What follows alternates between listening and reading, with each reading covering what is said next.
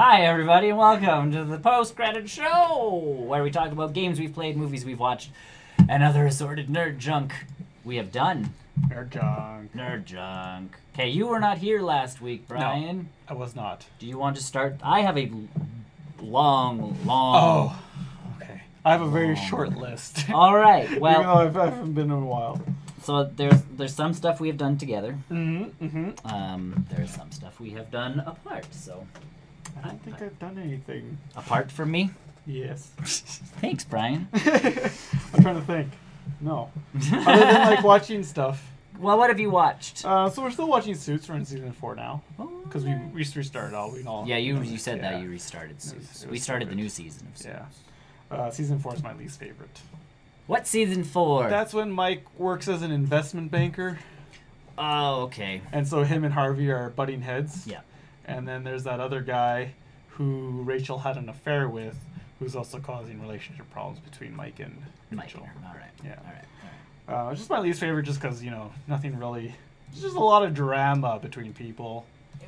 Yeah, It is a drama show, but it's not like... And I understand that one. I get that, because that's kind of... I understand where you don't want all the drama. Yeah. All the time. So that's going well. Then I watched Suicide Squad.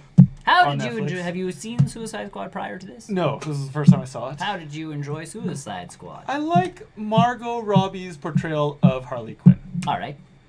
And then everything else, I'm just like... I really don't like the Joker in that movie. No. I really, really don't. Leto's Joker makes no sense to me. Leto's Joker is the worst Joker by far of all the Jokers I've ever... Even like the cheesy cartoon Jokers, I feel are better than Jared Leto's Joker. Like, I just really didn't like Jared Leto. I was just going to say, the 60s Joker on the TV show was good for exactly what he was. Yeah. Like, this Joker didn't even fit the style. Like, it didn't fit. It didn't fit anything that I would want in a Joker. No. So... I liked the scene with, like, Margot Robbie, and then, like, he's sitting off to the side, and then the guy makes a comment, and obviously, like, it's implied that the guy, is, and then Batman chasing them down. Yeah. Like, I kind of dig that stuff. Yeah. The Batman scenes were cool. The Batman scenes are cool, yes.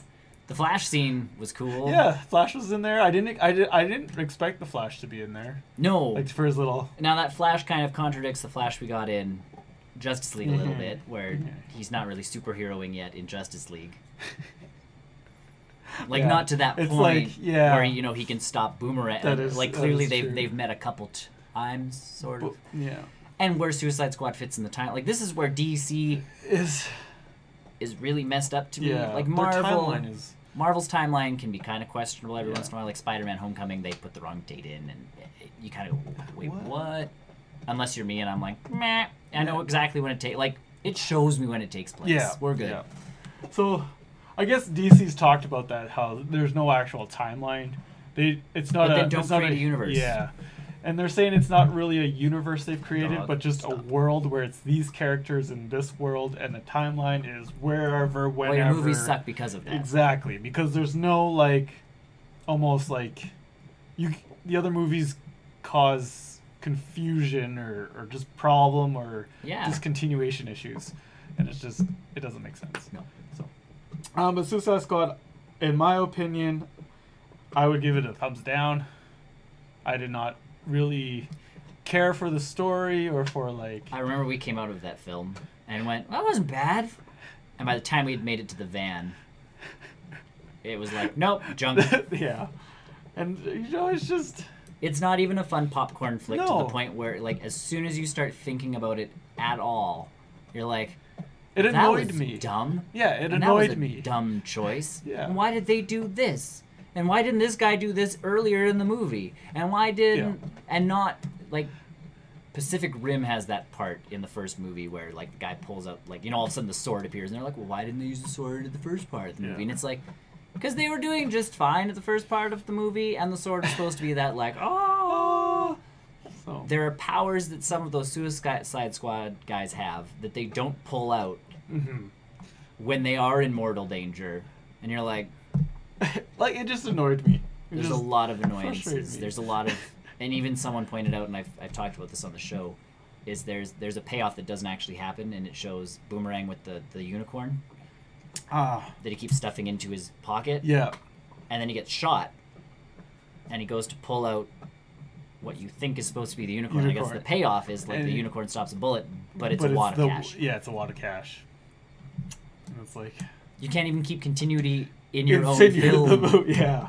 So, in my opinion, it was a mess, and I would not watch it again. I would have no inkling to be like, I'll watch this again. Yeah, no. I'm just like, no. But then I did watch Justice League Dark. Oh, the animated one, right? Yeah. All right. I haven't seen that yet either. I've not seen Justice League Dark. And it was cool. It's like the magic take on DC. So they went the magic. It's a story about magic. Nice. And Batman's in there. Yeah. And he's just like, he always has the one line like, huh. That's it. They don't even need a voice actor. Yeah, magic. You don't always need magic. So it was a good movie though. You got Constantine in there, which cool. I like Constantine. Cool. I really wish they kept the TV show going. So it is the same voice actor. Nice. So like they kept the real actor to do the voice. Nice. Which is cool. So see, DC Animated knows exactly what they're doing. I like DC Animated. I don't get where.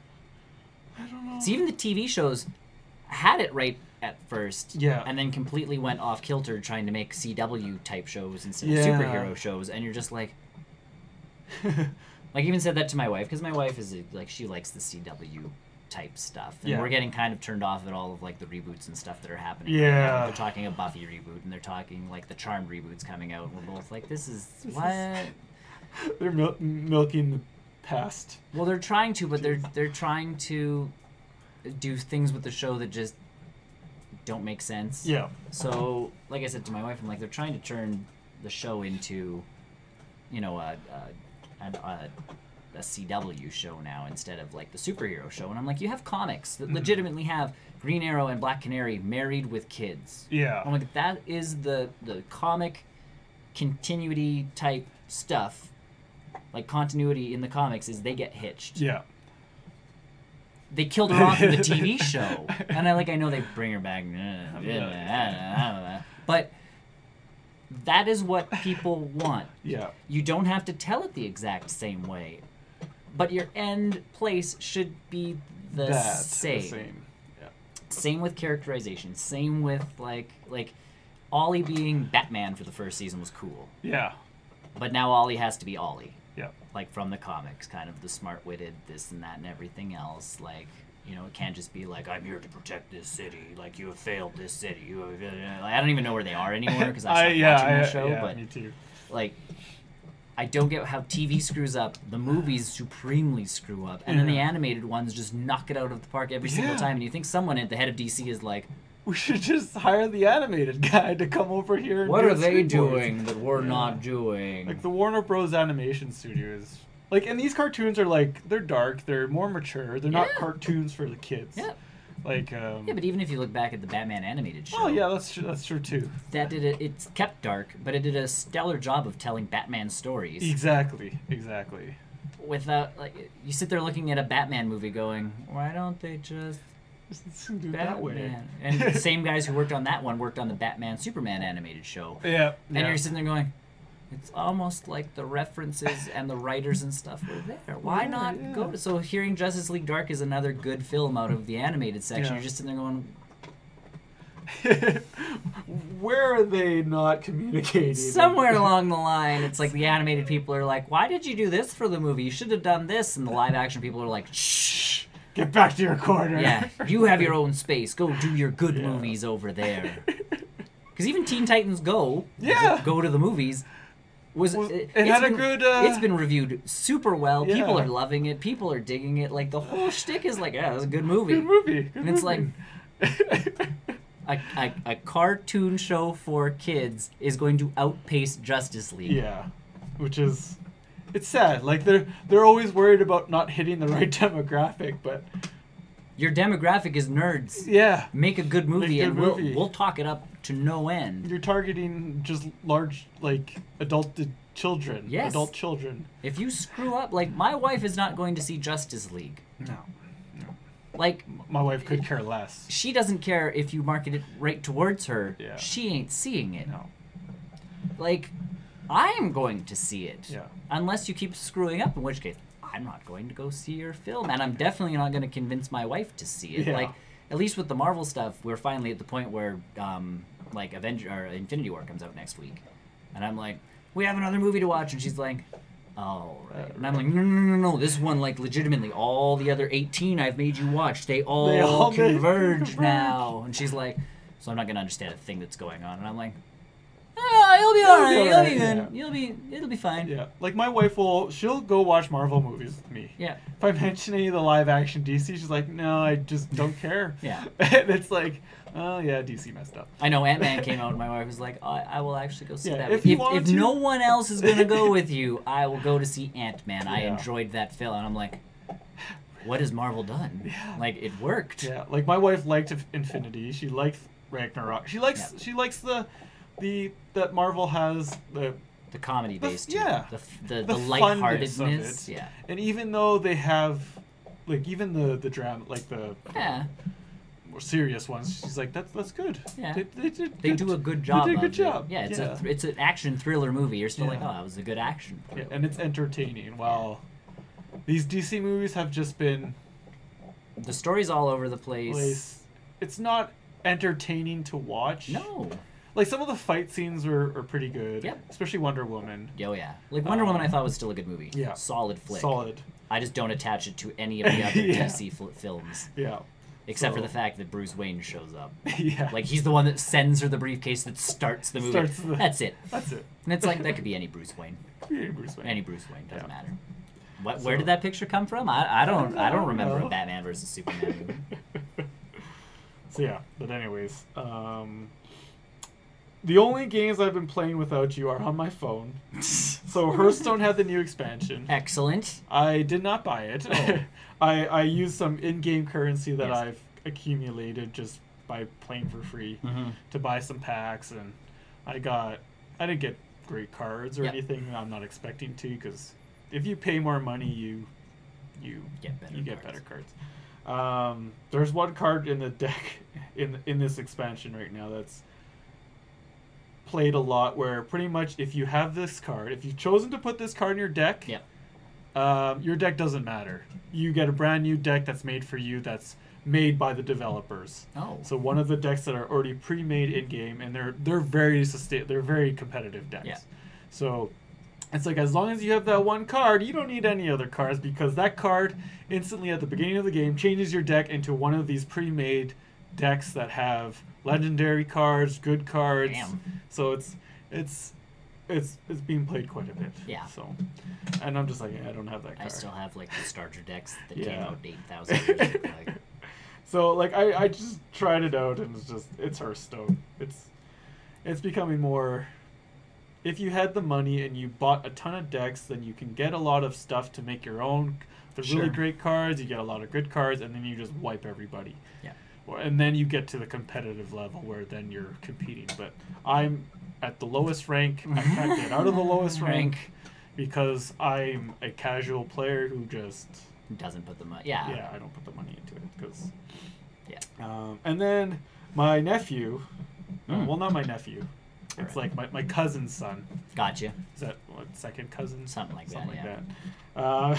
We went to a dinner. He was playing Plants vs. Zombies 2. Excellent. And I was like, I'll try this out. I downloaded it. I played quite a bit of it. Oh, there you go. And I forgot how fun Plants vs. Zombies is. It was a very good game when it. Yeah. Yes. And it's not bad now.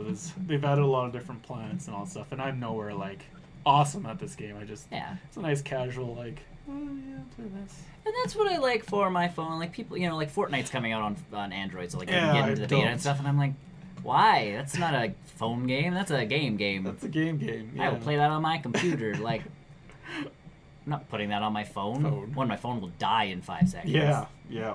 Two, versus. Yeah, so much easier. Or again, an actual controller on a system built for that stuff. Yeah. So, yeah. But that's all I've been pretty much doing. So yeah, put the games we've been playing together on this side over here. So I have 4 games that we've been playing together. Did you forget Human Fall Flat? Yes, I did forget that game. We got Human Fall Flat. Yes, we did. And so we were playing this at very late in the night too. I think that helped. So if you want to, we do have the stream. It's on our YouTube channel. 2 hours of us playing this game. Yeah. I remember at one point we were all bursting out laughing and we couldn't. One of the people watching our stream actually asked us to tone it down because their sibling was trying to sleep, and it's like, you tone it down. I'm not toning it down. Like, either way, it is very. So there's oh man, why can't I think of the name? Gang Beasts. Gang Beasts. Thank you. It's Gang Beast-esque, but Gang Beasts was all about actually fighting each other on the maps. This one is all about trying to solve puzzles together. And there are some pretty, like, tedious puzzles. Some of them can't. Yeah, they're long levels. There's that boat level we played, which was a very long level. Brian threw me off the boat, so I couldn't actually get anywhere in the level. You go from a rowboat? No, a dinghy? A dinghy. A rowboat to a dinghy. A rowboat to a speedboat to a motorboat. Sorry, to like a big cargo ship. Yeah. And then eventually you get back to a little rowboat, wooden rowboat that we lost, so we had to climb I a lost broken that shipwreck. It still worked out. Well, that's the thing, and like they say in that game, like there's more than one way to beat a level. Yeah. And if you work together, there's more than one way to kind of do something. And like I think if we really got the mechanics down and the game down, like because you can hold hands. Yeah, we could probably swing a person up. Yeah, like there's strategy to that game. We were not thinking strategy. Like I finally figured out how to climb, and I was like, yes, and not just climb, but like swing on one hand and like grip higher. And then swing on one hand, and then grip higher. And you're just like, this will take me an hour, but I shall complete the level. So we were playing this at what time? Like 10? I think we started at 10 or 11, and we finished by about 1 o'clock. And we were all just... We were insane by the end. Yeah, But that's a good game. It's a sign of a good game. Yeah, and we were all having fun, even though some of us were screwing each other over. And it's kind of one of those games where you can do that and still have fun. Like, there's no lives. If you die, you end up back at the thing. Like, at one point... You guys went one way on one level to explore some cave, and Chris and I went the right way and started going, and he made a jump and I made a jump, and I pressed the button and I grabbed him instead of the thing, and I dragged us both down back to the beginning part of the thing, and he's like, what the heck? And I'm like, whoops. And I'm like, sorry, I'll just let you go ahead and I'll catch up. Because I don't want to pull your pants down. Yeah. And then we found a good way, as long as one person gets to the next safe or checkpoint, I guess. We can all die. We can all die and just end up there, so we don't all have to make it there. Yeah. So that worked out. As long as we can get one of us across, we're good to go. Human Fall Flat. What else have we done, Brian? Just pick one. Realm Royale. Sure, we Realm Royale last night. Realm Royale. Is that the one that you have on? They're all, yeah. Oh, okay, we do have the same 5. We have the same 5. So we Realm Royale a bit yesterday. Again, it's on our YouTube channel. You can watch us. Realm Royale. So to the best of our abilities. Yeah. So like you were saying before, a lot of changes happened, but since we have not played much, we hardly noticed any changes. Yeah, I noticed almost nothing. Yeah, that's other than I'm not sure if I wasn't getting shards fast enough, or it's because we just didn't kill anybody. Like the last time we played, we were using the forges and building stuff and doing we did a things. Lot. This time we didn't use the forges at all. No. And I'm not sure if it's because I never got enough shards. I wasn't sure if it was because they dropped the amount of shards you got off items, or we were actually getting into fights in those earlier games, and we just didn't get into any last night forges. Yeah. Like we got into fights late game when everybody was like spruced up and already geared up, and we're like, oh, hello, I have this gray pistol thing, bing, bing, bing. And they're like, why are these two even still here? How did they survive this long? Yeah. So our general consensus was fall into a very busy place and hope rack up those stuff to make. Yeah. And then get to a forge. Yeah, because by late game we usually don't have competitive. Late game you have to have items. Yeah. Yeah. So if we're wrong, let us know. It's not like we'll get any better. Yeah, come and criticize us. That's fine. And yeah, Brian's right. We're not getting any better. So. At least I'm not. No, Nope. I think I do prefer Realm Royale to Fortnite. Yeah. And again, we talked about this last night, but because there's no fort building, Yeah, because we're not good at the fort building. Did I tell you about that one time? I guess I did play with some people from work. Mm-hmm. And pretty much, I had a porta-fort. I was like, oh, I got this porta-fort. And this guy was attacking us. Like, through my porta-fort, building up around me. I look up, and someone has built from the ground up above my porta-fort in faster than my porta-fort could get built. Yep. And I was like... Yeah, people are nuts. What? People are nuts. So... And that's the thing, like I feel bad for Chris when he plays with us, because on the controller, like when I played on my Switch, there was no building. Yeah, I could not build. So I get on a controller, you're completely useless. Yeah. But then you watch people play, and they're like, like with a controller, with a mouse and keyboard, with it, and you're just going... Like, I'm not fast enough at that fort building mechanic to get anything done. Yeah. Like, I'm cool with the shooting. You know, those 50 versus 50 fights were fun because people were building the forts, and I'm just like, okay, this is my battle zone now. Like, I'm cool with this. And I think that's why I like Realm Royale. Yeah, you're not dependent on that. Yeah, they just have to get their game to the point where people are playing it again. And unfortunately, they made so many changes and then changed back and then made different changes and then changed back and different changes and pushed people away. So everyone's gone to Fortnite.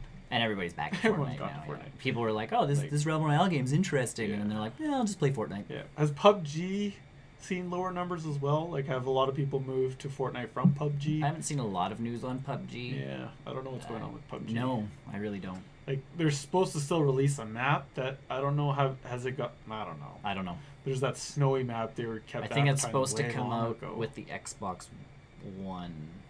Like, it gets released there first, and then it will come to... I see. It's one of those timed exclusive type things. Anyways. I don't know. What else have we been playing, Brian?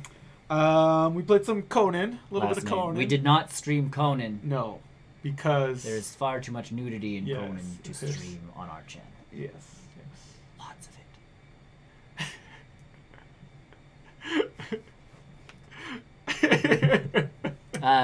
We are building quite a base, though. Yeah. We should take pictures of the base. Of the base, at least, and then put it up to show. Yeah.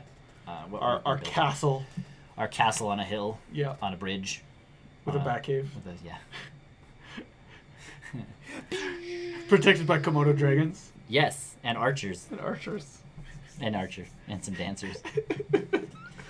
That game really, I mean, we've talked about it before, but I think the lack of story is what's kind of like, it crushes it, because you're like, well, what do we do now? And it's like, build more of the house, and it's like, okay. Like, I have no want or need to go further into the map. Like, it's like, we know where the resources we kind of want are. I guess we can start looking for, like, harder, like, thicker leather and that kind of stuff. But... And there's supposed to be dungeons, but I don't know if the dungeons are just like the caves. Well, and honestly, dungeon-wise, like, by the time we would make it to a dungeon, we'd have almost, like, over-encumbrance and all this stuff. Like, that's, you know, so whatever loot we got from the dungeon, it would be like, oh. Yeah. Like, I think we still have to increase our levels more. Yeah. Like, because you go to level 60 and we're, what, 20-something? Something like that. Yeah. Like, I've there's supposed to be fast travel later on in the levels, too. Like, you have to build this map room, but you need to be, like, level 60 or something. Because that's my thing is, like, right now I look at my stats, and I've just hit the first point on 4 of the things. Yeah. So, like, my over-encumbrance is the next thing I hit. Yeah. And it's like, all right, like, that's the next one I'm working on. But it's like, I feel like I'm very low level, low skill level still in that game compared to what I could. The leveling has definitely slowed down, and it's getting harder. Like, even you fought off a level 3 AI character yesterday, and you're like, oh my god, why is he level 3? Run! Like, you're running across the bridge again, like, no! Save me! What's going on? Why is he level 3? So I don't know if we're doing something wrong and not leveling up properly. Maybe. I don't know. But I like the building. I like the building aspect. That's what appeals to me the most. Unless they have something to motivate me to go elsewhere. Right, like I don't right Faster. now. Yeah. Maybe when they introduce mounts. I don't even know if it's that. Like, we can survive out in the wild. It's just we have no need to go further unless we're going to get coal. Like, the adventure to find coal was the biggest thing we've done. Yeah. Like, going up to the snowy mountains doesn't appeal to me because we can't build anything right now that's, like, insulated clothes or anything like that. Like, I don't know. We just freeze. So, I think we have to make our own goal to go do something one day and just do it. But again, it's the over-encumbrance piece. So, like, we've built ourselves better armor, but we can't wear it because otherwise we can only carry, weight, like... we can carry, like, 2 rocks, and all of a sudden we're over-encumbered. Yeah. I've picked up some seeds! Those heavy seeds. Yeah. Yeah, we'll take some pictures the next time we play and post them to the Instagram and the Twitters. The Twitters. Yep. And then we talked about how we were doing WoW. Yeah. So how do you? So spoiler alert, I guess, for some stuff. We did the Battle of Lordaeron and the Burning of Teldrassil and all of that stuff. So we've played through the pre-patch stuff. Yeah. We are ready for patch day. Patch day, which is to the point last night where we were like, wow, and it's like, nah, there's nothing. Yeah, there's nothing to do right now. We're now waiting for the thing. And our friend that we're leveling with is on camping trip. Yes, Chris isn't here right now, so we don't want to over level our guys. Yes. Yeah. Well, not too much. I feel like the one thing they missed in this pre-patch was getting rid of our artifacts. And I know that's part of the expansion, but I feel like that quest line could have possibly popped earlier because right now, like, I'm no longer using my artifact weapon. No, I'm not either, yeah. I've gotten a new weapon from the daily quests that were in Darkshore. Yeah. And, like, I still got it in my bag. Yep. Because it's going to come in handy in this quest that I'm going to do Tuesday. Yep. Where I sacrifice my artifact weapon to heal the world. But right now, like, even if you go to the artifact weapon, it's like, oh, the power was seeped to help heal the world. And I'm like, but I didn't do that. All I know is there's a sword in the ground. Yeah. Azerite's popping out, and the world is dying. I think... We haven't, like, come Tuesday, there's legit going to be a quest where we go and we get a nice cinematic of us sacrificing our weapon, essentially, and its power to help heal the world. Yeah. And, like, we get a bunch of rather random NPCs that come and do the same thing, like the Doomhammer and this and that. And, like, all these weapons are pretty much just going to heal Azeroth. To stop the wound that was caused by the Sword of Sargeras. And it's like, I feel like that one should have been the first thing we did. Yeah. And then popped into the war stuff, because otherwise there'd be a bunch of us running around with some pretty, like, overpowered weapons in war mode. I want to sacrifice my artifact weapon. No! I'll sacrifice it to beat you. Yeah. So that's my only thing on the pre-patch. No, otherwise, I can like, agree with that. We played both the Horde and Alliance side of the Battle for pre-patch Lordaeron. Events, yeah. And both pre-patch events. I talked about the other one last week. Like, you know, burning the tree from the Alliance side, like, you're trying to save 900 people. And it's just no go. Yeah, it's no like, go. you get to 23 and all of a sudden it's like, you're out of time and you black out. Yeah, because of smoke inhalation. Yeah. And you're like, oh, okay. Because, and again, Chris was like, well, what happens on that side? Because he only has a level 110 Horde guy. Yeah. So he's only getting the Horde side of things, which is really cool, because I played the Alliance side of the Battle for Lordaeron, and I got a message from him going like, well, what happens right before the last cinematic? Yeah. And then I played the Horde side, and all you do is you leave, spoilers, Saurfang outside the throne room, and you go in, and on the Horde side, like, Bane's pissed because you've left him to die, and Sylvanas is like, his choice. You can join him. And again, I love that about it is... He's decided to stay out there for a fair fight. Yeah. Which is not fair in the least. No. Like, there's a whole army coming to fight him. Let him have his warrior's death. We're done, because I'm not fighting that way. I'm fighting to win. Yeah. And you're like, oh, Sylvanas. But from the Alliance side from the Alliance side before I played that, we just beat down Saurfang, who's all by himself for some... Like, I thought he was like, oh, I'm going to give them time to do their thing. And you're like... And then you play the Horde side, and you're like, oh, he legitimately wanted to die. Yeah, he wanted to die, and... And spoiler alert, we don't kill him. We take him him prisoner and put him in the stockades. With Hogger. With Hogger. Where they will form the third faction. Saurfangs, orcs, the gnolls. Ogres. Fell, or no, sorry, not Fell. Those bear-like... Those are gnolls. The gnolls? Like, Hogger's a gnoll. Yeah, but the bigger ones, like in Darkshore. Oh, kobolds. No, not kobolds. Those are candle guides. Yeah. Furblogs. Furblogs! That's what the word is. Furblogs. Either way, I think it added a lot to the lore. Like, I'm cool. I'm down with Sylvanas' war at this point. As an orc, I'm like... They explained to me her reasoning behind it, even though I wouldn't have done that, is understandable. Like say, as a person myself, Yes. If I was ever war chief, I would have probably been like a Sourfang kind of guy. Which would have not saved the Horde, though. To a point, and that's my thing is, even Sylvanas, when they enter the throne room, and very, again, in the book, they kind of allude to this whole shtick, so as soon as that scene popped, I'm like, they've literally done it, Anduin is taking the path that Arthas should have taken all those years ago. So even in the cinematic, he kicks open the door opens from the same angle as it does in the cinematic with Arthas. The same, upper angle of all of them marching down the thing, and you're just like, he is what Arthas was supposed to be. He is this holy knight who is, come to save the day. Arthas went, well, and that's the shtick, is Arthas went one way, and in the books, that's the whole thing, is everybody looks at Anduin and goes, you really do look like, him. Yeah. Before the fall, you are Arthas before the fall. And he's obviously taking the path of the light and making sure he's the good guy sort of shtick. But I even like it how, Sylvanas is you've won nothing and there is no peace. Keep your dog at bay, because he's he's ready to fight. He's ready to fight. Jaina's ready to fight. Yep. That flying ship was coming whether we were there or not. I feel like Jaina showed up and was like, oh, you guys are here. Oh. I was not expecting this. I was going to show up and I was doing this anyways. Yeah, I was just going to start shooting cannons at Lordaeron anyway. I didn't... Oh.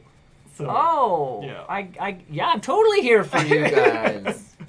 Because nowhere ever in the pre-patch did someone say, go get Jaina, we need her help. There was never, Illyria makes sense, and, the Grand Tinkerer makes sense, because they're part of the Alliance. They showed up. The last we saw of Jaina was...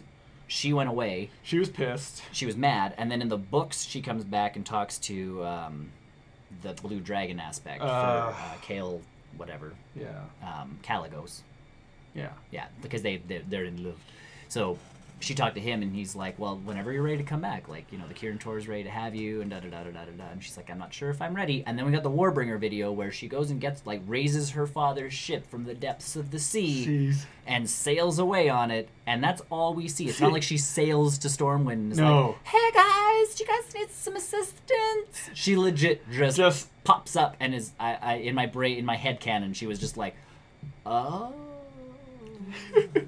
There's other people here already. I'm here to help. I'm not here to cause. I'm not here to just massacre everything. Which was what Sylvanas did to Teldrassil. And I feel like that's the big piece of all of this, is we're gonna have the Jaina who's just out for blood on the one side, and Gen who's out for blood. That's the thing. People the Horde people are like, there's no one on the Alliance, so they're just out for blood. And I'm like, Anduin's the only one who's not out for blood. He's like, guys, peace would be super right now. And they're like, are you insane? It's the Horde. Yeah, where he's like, that's enough. And that was a good move. That was a big power move. And like I said, I love the fact that Christy Golden is involved in the books and the games now. Yeah. Because when Sylvanas calls him Little Lion, and you kind of get that, he's irked by it. Yeah. In the books, he's super irked by it because his dad was the Lion. The Lion. So when she calls him Little Lion, she's poking and prodding, and she knows she's poking and prodding. And the only reason that made it into the game was because Christy Golden clearly wrote that piece. That piece. Where you're just like, yeah, you did. So the Warbringer stuff was done before Christy Golden. Yep. Christy Golden is now involved in the actual in-game cinematics and that storyline and stuff, which were all saved. They weren't part of beta, so beta got to test the actual run-through. They never got any of those cinematics.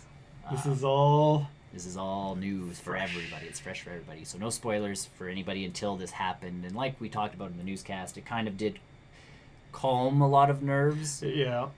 People are seeing where this is going, and they're like, oh, okay. Because again, I think Saurfang's whole honor in a fight thing... Sylvanas did what she had to do to win, and she did. She took out a large portion of Alliance people. If you think about it, Lordaeron fell. Yeah. And the only people that survived technically would have been those leaders. Everybody else within Lordaeron, even we see it when we get back to Stormwind, there's a bunch of injured and dead people. Yeah.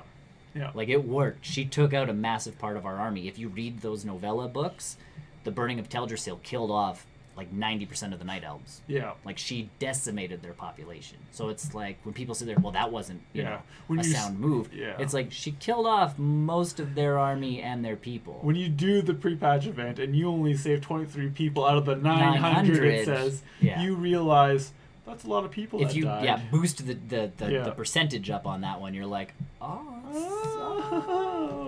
that many people. Only so many people. Yeah. And technically we are the only heroes. Yeah. Like it's not like a bunch of us were running around accumulating people. Essentially it's supposed to be like Tyrande sent you back, you did what you could. Yeah. And that's it. That is one thing that I really disagree. Well, that I think Tyrande is a complete idiot. She is. She's a horrible leader, which sucks because in Warcraft 3 she was so hardcore. Yeah. This one she's like, oh, I'm gonna go tend to my lover who's not dead. Yeah, just send him to Stormwind. Yeah. It's not like if Malfurion Stormrage appeared in the castle in front of Anduin and he's like, help, dying. They're like, who is this night elf that appeared? We should not help him. Yeah. And even when you get back to Stormwind City, spoiler alert, like Malfurion's just standing up looking at a map like everything's fine. They're in the war room. Yeah, everything's fine. Yeah, she did not have to go with him. She could have totally come She could have with saved you and, hundreds of Darnassians. Yeah. Night elves. Night elves. Yeah. Lots of lives could have been saved, but no. No. So yeah, there were problems with the pre-patch-ish. A lot of the number problems have been solved, which is good. Like I'm not noticing as much of the stat squish problems that were apparent beforehand. Yeah. And people are still saying they're having issues getting from like the 60 to 80 leveling. Yeah, 60 to 80 levels. I'm not finding it. I'm not finding it too bad, but we've been PvPing a lot more too, which I think is true. Oh yeah, if I guess you're just PvEing and leveling up, maybe there's more issues. Although Chris has been doing it that way, and he seems to be doing pretty good. He's gaining a level every time he plays. Yeah. I mean, it's not like a 12 levels thing. No. And Chris is also slowed down because he doesn't have heirlooms. Yeah. heirlooms help, but my heirlooms are. I guess we haven't really been doing dungeons as much. Are the dungeons harder? 60, 80? I don't. The last time we did dungeons, things not well. On our druids, it went okay. Yeah, like our druids, it was fine. Yeah. When we were in. Yeah, we've done enough of them that way where it's been okay. So I don't know. I think most of those problems they've kind of alleviated and fixed. Yeah. Last game we've been playing together, Brian. Sniper Elite 4. Yeah. Which is part of the monthly Humble Bundle. Yeah, and we got it for a really good deal. $12. $12. Plus we got another Tales of Bestiria or something. Yeah. And Staxels. Staxels. I will not play Staxels. Staxels is a game I will not play. No. Yeah. It is too close to. Minecraft. I'm out of. Minecraft was cool because it was like, oh, it's like Lego. Yes. Blocks. Too many people are going to that graphic style now because it's cheap and it's easy. Whereas I'm like, I'm done. Yeah. You can do better. Yeah. Like, I'm sorry, but it's like, well, our bricks are smaller because Staxels, if you look at it, like the pieces, like a sheep actually looks like a sheep. Oh, okay. Because the blocks are like tiny smaller. blocks, and it looks like the sheep actually has, like wool on it instead of just, a square. Yeah. A white square. White square. That one doesn't interest me. The Tales game does. When I was talking on Reddit yesterday with people, Tales, like one guy started and he's 20 hours in. Like he's like, can't put down. Must keep playing Tales, and I'm like, oh my. Pretty good. But that's been us with Sniper. Like we started round of Sniper Elite, and it's like we only beat the first 2 missions. Yes. And it's been satisfying. Like, it has been. I think we have to restart the 3rd mission. We've kind of cornered ourselves into. Did we do the 3rd mission? We were in it. That was the one with the car that we're now trying to explode. We went too Rambo at the end there and kind of. We were getting tired. Yeah, we were getting tired. I was getting we tired. stopped concentrating. Like we I go. was just like. It is that game where all of a sudden you're like creep through woods, binoculars, tag all the people. Like I replayed.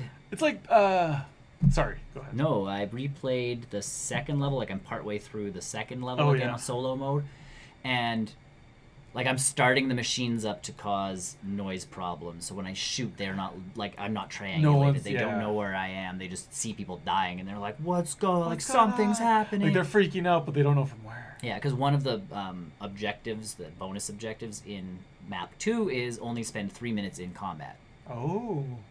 I haven't looked at those bonus objectives. So I'm trying to, I'm doing the ones that are somewhat plausible. Yeah. Like one of the ones in the second level is go on a shotgun rampage and get 2,000 points with the shotgun, and it's like, no, no thanks.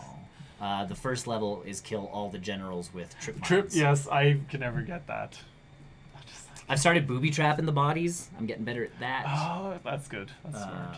But that's the thing. Like the second level, I've only spent 8 seconds in combat because that includes me popping out of And like going, bushes and killing some guy and dragging him into the bush. Yeah. Like it's every time I do that, it's like, well, that was half a second, Nick. Like it doesn't put 8.5, but I'll kill like 3 of those, and all of a sudden I'm at like 1 second's worth of battle, and I'm like, and then I kill another guy, and it's like 2 seconds, and I kill another guy, still 2 seconds, and I'm like, they're just rounding. They're rounding around, yeah. Good game solo, Yeah, good game I really co-op. like it.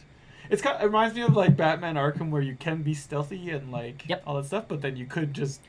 It does a very good mix. It does like good it mix. doesn't Yeah. punish you outright for just No. shooting. Yeah.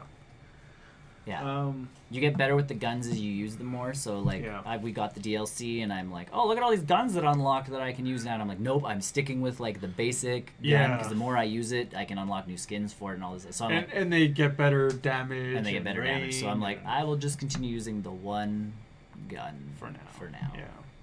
I did buy extra on the side slot thing. Yeah. You can buy extra stuff. I bought the suppression ammo, so I start the game with like 20 suppression bullets. I didn't notice. I haven't really looked into what I can do. Yeah. I've just been like, how am I gonna play? Yeah, because it's a fun game to play. It is a fun game to play. So on the solo missions, I'm like, because the suppression ammo on the rifle is amazing because it makes no noise. Wherever. Yeah, it makes no noise. So even if there's no noise barrier thing, you can still just and take a guy out. Yeah. Now it's harder to get that ammo within the level, so I only use it like if I can create a noise break, I create a noise break, and then I but if I don't, all of a sudden I'm like, I need to take out this one guy or these 2 guys. I can and do it silently, and it's like, yeah, that was satisfying.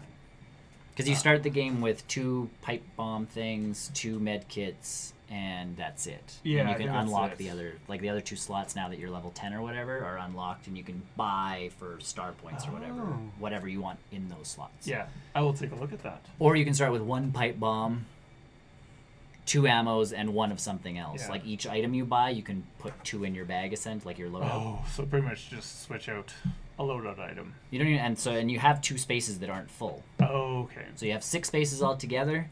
So you can take 6 items, 1 of each, or you can take 3 items, 2 of each, or you can take. Oh, okay, I understand. You can't take more than 2 though. Like I can't just load up on suppression and be like, yep, don't need to heal. Well, because the first mission, one of the challenges is don't use a first aid pack or bandages. Oh, okay. Which and I got through the level without needing to. Yeah. Like if you're stealthy enough, you don't need to heal. It really shows you the patience of a sniper sometimes. And well, it does, because those levels, like, we were playing for 2 hours on the one map, and we're like, we've made it to the end, like, hoi, hoi, hoi. And that was with shooting people without the sniper rifles. Yeah. So that was actually us, like... Yeah, that was pretty big. Mm-hmm.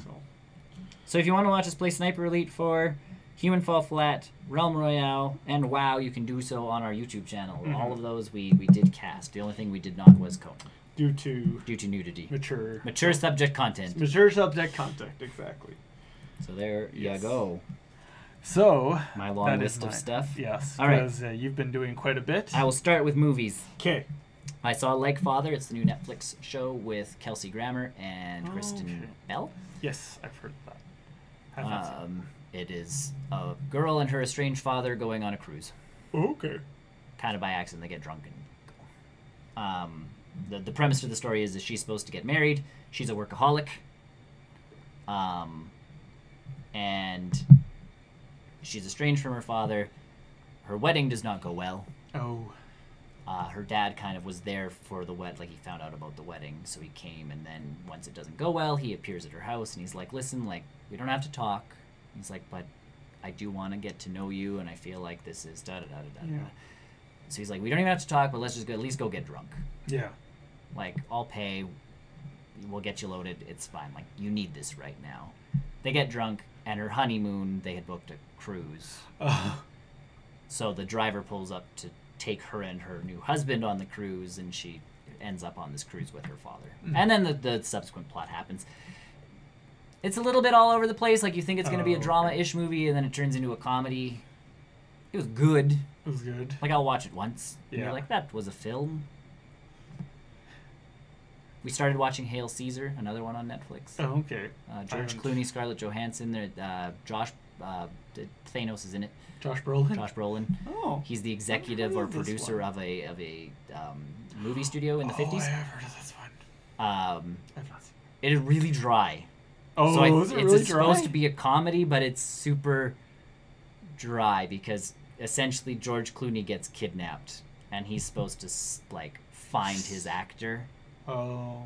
And the comedy's there. Like, at one point, Scarlett Johansson, like, as far as we made it into the movie, Scarlett Johansson is in a mermaid tail at part of the movie, but she's pregnant and she gets gas, so she stops the filming because she gets, and they're kind of laughing because they're like, "Did you get gas again?" And she's like, "Shut up!"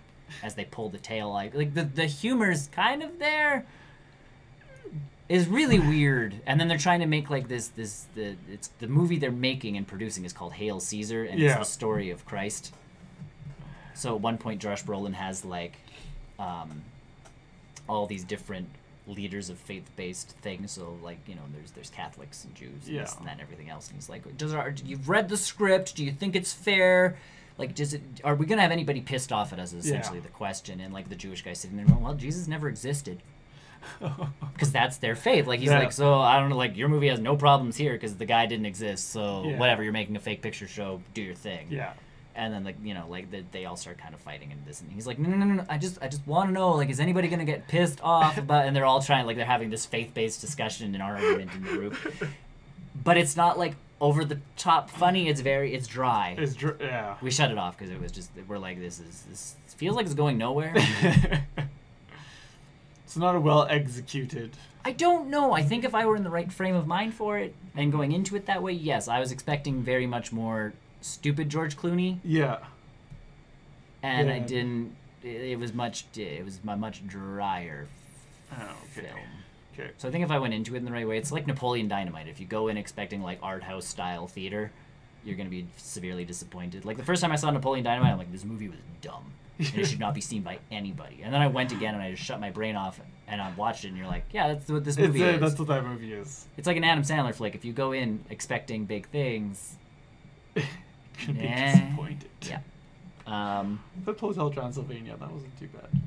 They're fun movies. Yeah. But again, you go into it knowing what you're getting. And then the other movie I watched, my wife and I went to the theater to see Christopher Robin. It is not a kids movie, so like there's my one sentence review. So it's meant for our generation that grew up with Winnie the Pooh. It is an adult movie with these guys in it. Yeah. It is a dark take on the 100-Acre Wood and all of that stuff. Okay. So essentially, Christopher Robin, at the beginning of the movie, it starts off at the end of the books, the Milne books, where you know, him and Pooh are sitting there, and it's like, well, you're like, what'll happen to you, kind of thing. Like, Christopher Robin knows he's going away, and in the real world, he's going to boarding school. Yeah. And that's the shtick, is he's saying goodbye to all of his friends. And in the books, he does the exact same thing. It's like, well, like, will you ever forget me? And it's like, of course I won't, Pooh. Like, you know, you're Pooh. Yeah. And that's how the story ends, and you cry, and you're sad. And, like, the whole movie, I was, like, half in tears. Because you're just like, oh, like, touching. Like, oh. Like, it pulls your... It does. It's pulling at the strings, because you're sitting there going... And, like, you had talked about it. Someone said, like, Christopher Robin is a horrible father. He is. He's a bad father. That's the point of the film. Movie. You're not supposed to sit there going, oh, Christopher Robin's such a good parent. Yeah, because that's why... Because in the trailer it says Winnie the Pooh says we need to save Christopher Robin. Essentially, and that's a different kind of plot to the thing. Oh, okay. But essentially that is the shtick, is they have to save Christopher Robin because Christopher Robin left for boarding school, and his life kind of went sideways. Mm-hmm. They never call him Christopher Robin Milne. Oh, okay. They never actually call him Mr. Robin though. Like, they just avoided the last name piece of everything. Because he is supposed to be like A.A. Milne's son. That's what Christopher Robin is based off of. When Pooh is based off an actual bear Yeah. And then the kid had an actual stuffed bear that he named Winnie the Pooh after the actual bear that was from Winnipeg. Winnipeg, from the zoo. Well, no, it was a wild bear. Oh, was it? Oh, okay. Well, it wasn't a wild bear. Okay, the story of Winnie the Pooh, really quick, is guy was going to World War One. Yeah. And went to the train station, and a guy at the train station had a bear. Oh. Bought the bear. Like, this Canadian buys a bear in Winnipeg, names it Winnie after Winnipeg, and takes it with him to the UK, like on a boat, and it became their kind of squadron's mascot. And then before they went off to the war, he's like, you can't come, Winnie. Like, I don't want you dead. Yeah. Like, I don't know why you would not take a bear with you to war. Clearly, like... Bear drop! Yeah. So they dropped him off at the London Zoo, and at the London Zoo, A.A. Milne clearly had some pull because his kid got to go in with the bear. Yeah. And the bear was docile. Like, the bear had been hanging out with people for quite a long time. Probably when it was a cub. Well, from when it was a cub all the way. Like, it ran drills with these people. Like, if you actually look, there's pictures of a bear with the squad of Canadian soldiers. Yeah.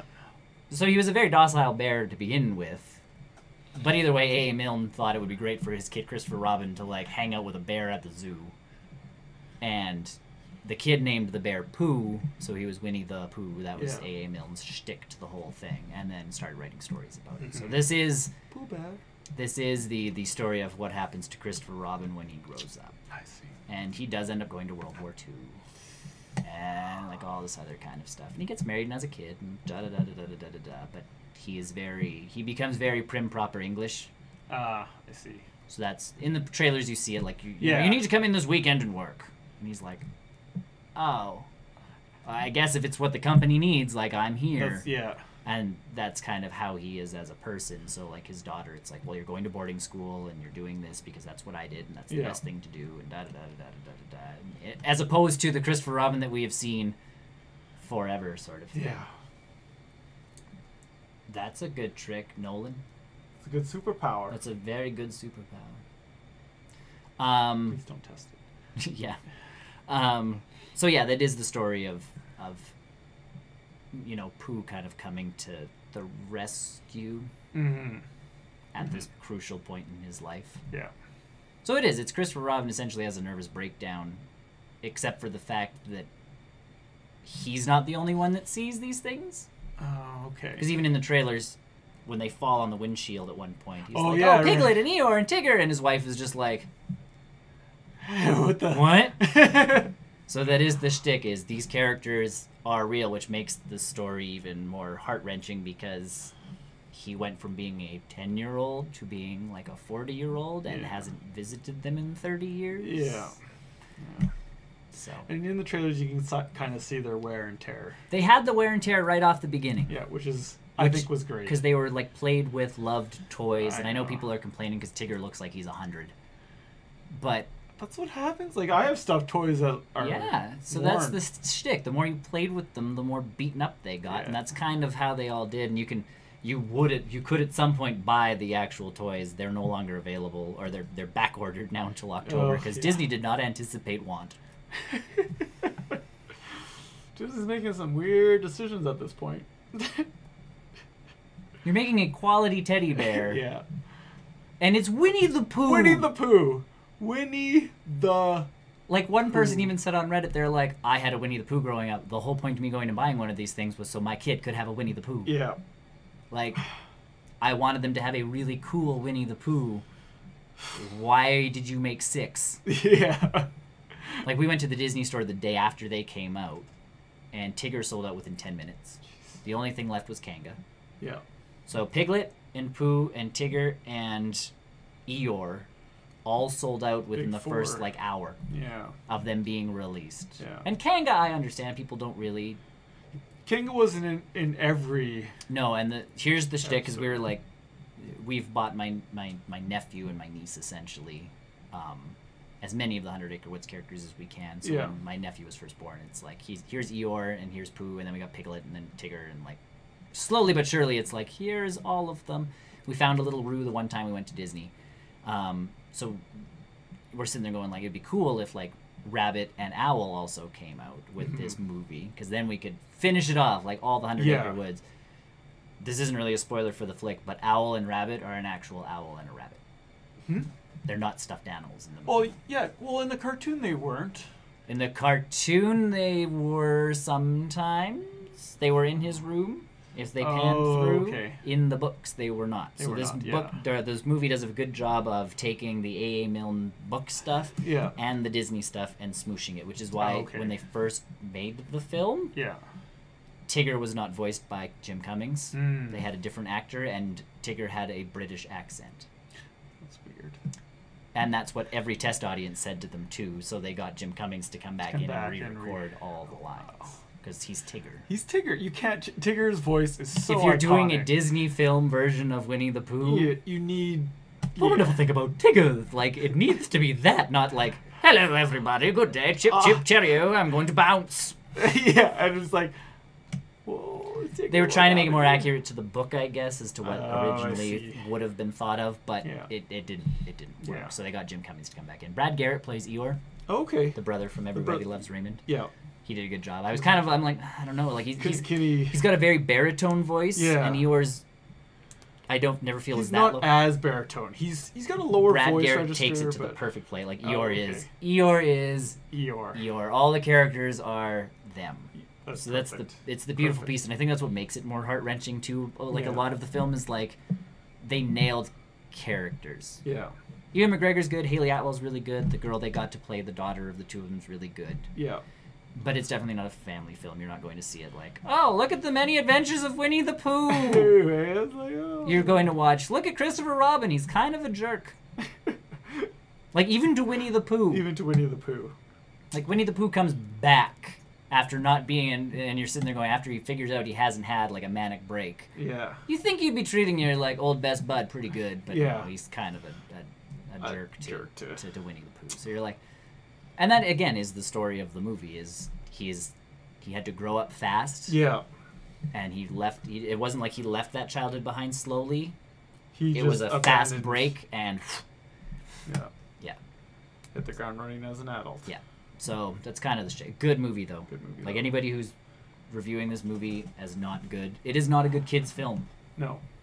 It is not a kid's movie. But when I saw the first trailer, I'm like, this isn't a kid's film anyways. It's legitimately Christopher Robin... cracking, like he goes nuts. Yeah. He sees Winnie the Pooh as a 40-year-old, like Pooh Bear? Yeah, clearly he's gone insane. Yeah. Although I did like the meme online today that I saw, which was you see him turned around and it's like, hello there, and then he turns around and it's Pooh with like 8 arms and it's like General Kenobi. Crossover. Christopher Robin, like father. Christopher Robin I'd go see. Like Father, if you've got some time to kill, it's a good movie for you and check it out. A loved one, I guess. Yeah. Okay. I'm not going to go through all of these games hardcore. Okay. Forge Battalion I played. If you want to see all of these Humble Bundle games I played all the Humble Monthly Bundle games. They are on our YouTube. Mm-hmm. Check them out. If I press this button, is it going to work? No, it's not. There, it did. You can go to those places and find links to our stuff. Either with that Forged Battalion, cool RTS game, you build your army outside of the actual game. Oh, okay. So you level up, and your tech tree is actually in the main menu. Oh.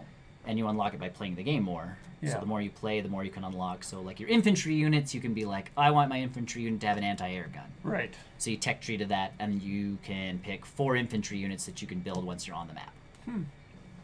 It's a nice different take on RTS. It's a cool take. My problem still was, like, I played the first level of the campaign, which doesn't really have much of a story. Oh. And it became, who can make the biggest army the fastest and win? So all of that strategy of building those things, and I get it was the first campaign, you don't want to go crazy with it. Yeah. But I didn't feel it. I felt like, oh, I've made the biggest army, I win. Yeah. So, but you gather resources, like there's resource nodes and the whole shtick, and you build your base. There's nothing to build bases, they're kind of dropped in. Oh, okay. And then they transform themselves up, so you don't have to like waste a unit to build a building. I'd rather play StarCraft. Mm-hmm. Oh, really? Like if I'm playing a That's saying a lot. futuristic RTS game, I'd rather play StarCraft. StarCraft. It is a better RTS. Yeah. I still miss Warcraft. Right? Like in my mind, that's my shtick is like Warcraft 2, Warcraft 3. You know, sending people for the 2 resources, and even like StarCraft, it's the 1 resource. Yeah. You know, you're mining the minerals or whatever, you know. Mm-hmm. Oh, and there's gas. Okay. So that's yeah. the 2. Yeah, there's gas. There's 2. This one, there's not. There's 1. There's just 1. So essentially, your 1 guys is...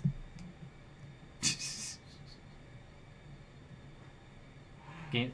Most of the time, yes, unless they let me build stuff. Yeah. Then we just have fun building. Then we just have some fun building castles yeah. on hills. Can't build castles on hills. But yeah, this one kind of... Interesting concept.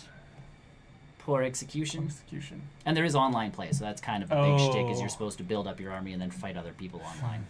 And hope that your mix and match of like things works out against theirs. Better. Yeah, I see. Sudden Strike, another RTS that came with the bundle.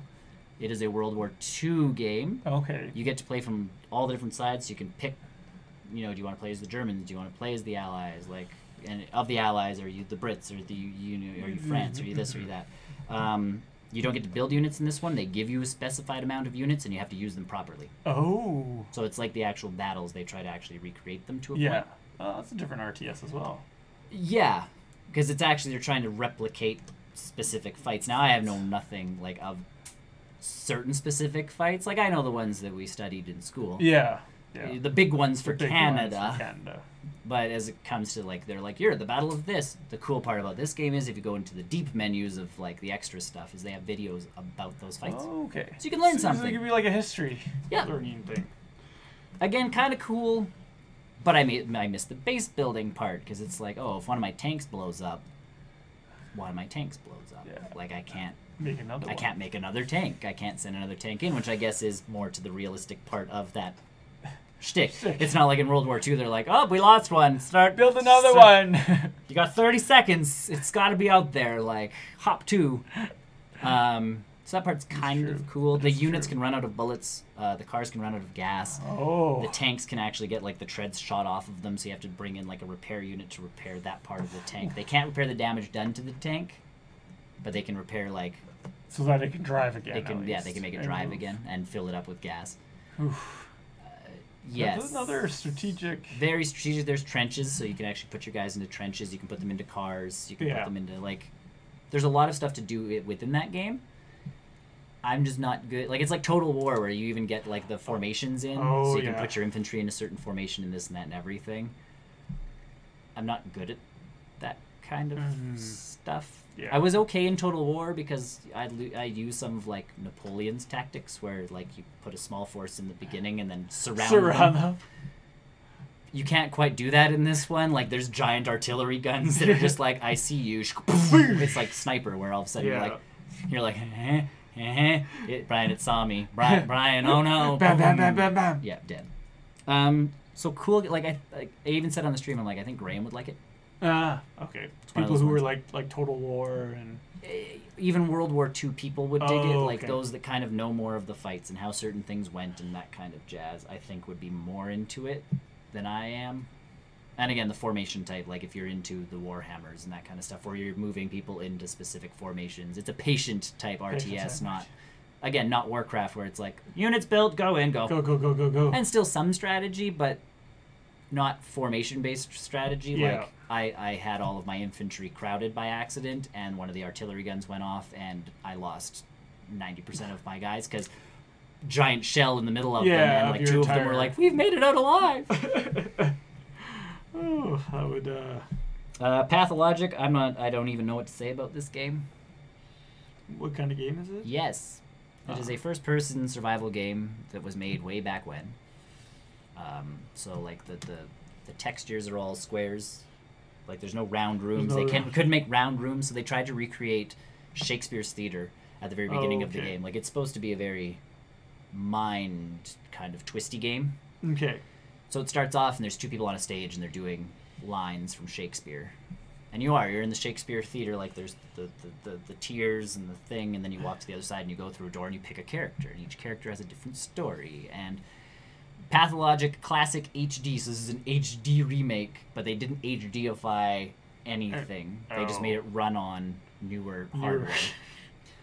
So you could see the So more, it's more pixels. bad. Yeah. That direction. So I'm like, that's okay, because maybe the rest of this makes up for it. Yeah.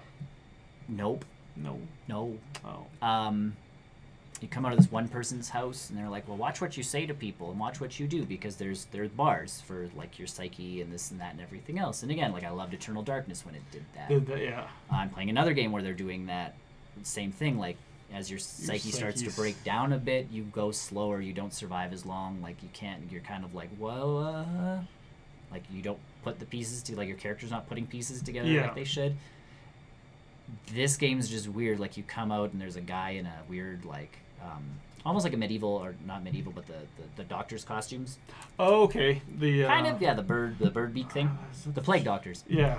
I can't remember what era they were part of. No, there's like one of them though, and then there's like another guy who I think is dressed like a rabbit or something. Like, it's weird, and they explain to you like, oh, if you talk to the right people and do the right thing, like in one of the characters you're a doctor. Well, some of the people are going to ask for your assistance. You should help them by putting them to sleep. Like permanent sleep. Yeah. But then one of the objectives you get in the game is not to put like the characters on this list to sleep, even if they ask. And I'm like, so what am I doing? What's my objective? And then at the same time, I'm supposed to solve this murder, but the controls aren't quite there because it's an older game that they didn't tweak the controls to make them. It wasn't properly ported. Or... So there's a cool story somewhere in there, I think. I just don't know where. And how to execute it. And how to make it go. Yeah. I don't know. So Pathologic HD, don't buy, in my honest opinion. Yeah. Hat in Time platformer, cool game. I heard this was really good. You get different hats, so you get yarn. And the cool thing about the yarn was, like, I got speedy yarn. Well, once you collect 2 speedy yarns, you can build the speedy hat. So with the hat, I can now hold shift and dash. I can run around. I can sprint. I can jump, and it jumps longer. And then I kept collecting speedy yarn. And I'm like, I could only build the one hat. The cool thing was, as soon as I picked up yarn for the other hat, which was like a Brewster's hat or something like that, so you brew potions. I picked up one of those. It's like, you have the one Brewster thing, you're good. You only need 2 more yarn now of any kind. Oh, okay. So I'm like, oh, okay. So as long as you're collecting yarn, it's just banking it as yarn. Oh, okay. After you've collected enough of it, it's like, oh, you've got +1 yarn. So if I pick up a new yarn somewhere, you can make I can build the new hat. Oh, okay. The hats are on just a wheel, so like you click the button and switch hats. So you can switch hats on the fly. Okay. You can put badges on your hats that increase different stats. You get an umbrella that you swat bad guys with. Yeah. There's kind of some different attacks, so the bad guys, like I'm in Mafia Town at the beginning, and everybody calls themselves Mafia.